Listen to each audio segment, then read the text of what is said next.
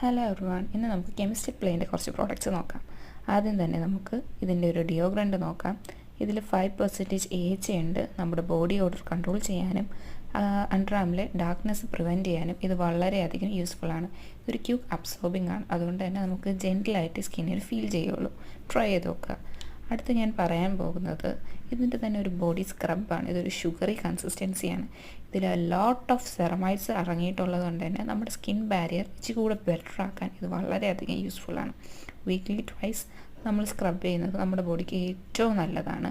ഇതൊരു ഷുഗറി കൺസിസ്റ്റൻസിയാണ്. ഇത് ചെയ്ത് കഴിഞ്ഞാൽ നമ്മുടെ സ്കിൻ ഒരുപാട് ഡ്രൈ ആവത്തില്ല. ഒരു ഹൈഡ്രേഷൻ ഇത് മെയിൻറ്റെയിൻ ചെയ്യുന്നുണ്ട്.